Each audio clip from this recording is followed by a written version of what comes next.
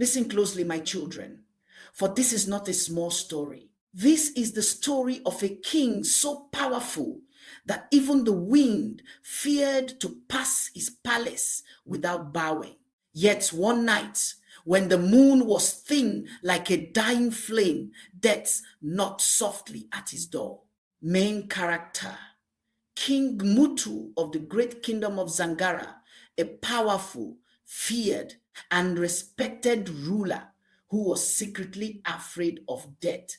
King Mbutu ruled Zangara with a strong hand. His palace stood high above the red earth. Its walls were wide. Its gates were guarded by men with spears of iron. When the royal drum sounded, the ground itself seemed to shake. Farmers bent low when he passed. Warriors lowered their eyes. Even chiefs from far lands brought him gifts of gold, cattle, and ivory. He had everything a man could want: large farms, endless cattle, rooms filled with gold, wives and children, praise singers who shouted his name from morning until night.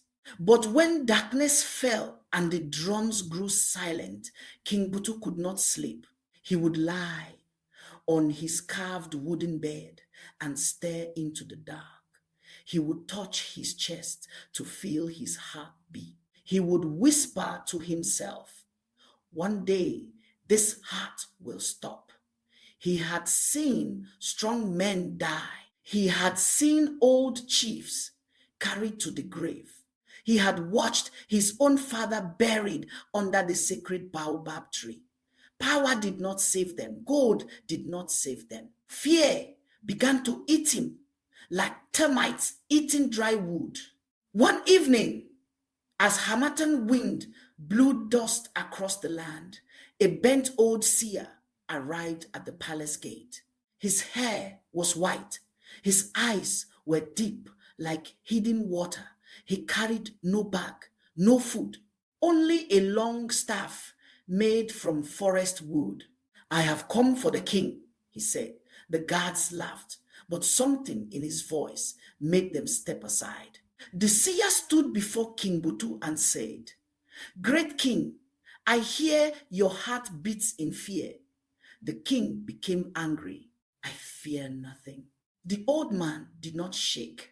"You fear death." Silence filled the hall. After a long time, the king spoke in a low voice.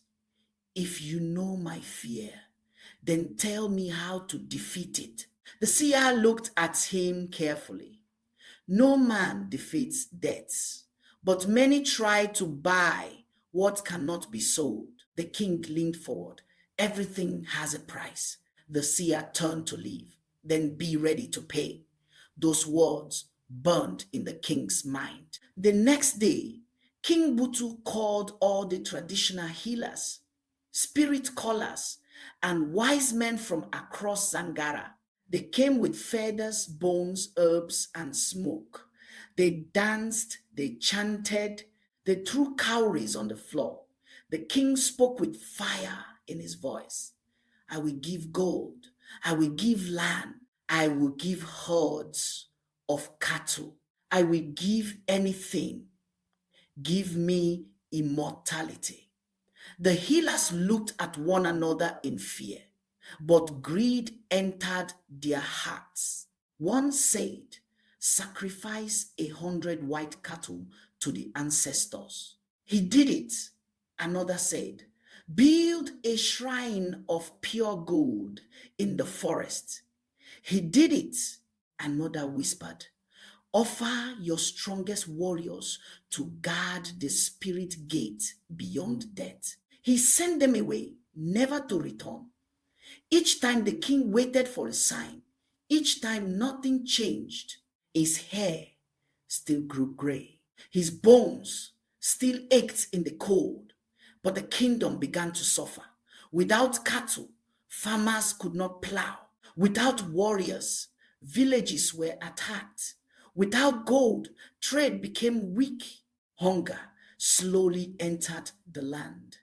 The people began to whisper at night, "Our king fears death more than he loves us." King Mutu heard the whispers. He became harder, colder. He took more taxes. He seized more land. He even ordered that prisoners be taken to the forest shrine as offerings. His wife stopped laughing. His children feared his shadow. His palace grew quiet. One night, thunder rolled across the sky. The old seer returned. He found the king sitting alone, holding a mirror, staring at his aging face. "You have paid much," the seer said softly. "Not enough," the king replied. "Tell me the final price." The seer's eyes shone in the lightning. "Give your people back their peace. Give them justice. Give them kindness. That is the only part." The king slammed the mirror down. "That does not make me live forever." The seer stepped closer. "It does." The king froze. The old man pointed toward the village below. "A cruel king dies twice, once in body, once in memory, but a good king never dies. His name lives in the mouths of children. His deeds live in the land. That is immortality." The thunder stopped. The night became still. King Mbutu looked down at his trembling hands. For the first time, he saw what fear had made him become. The next morning, the drums sounded again, but this time, the message was different.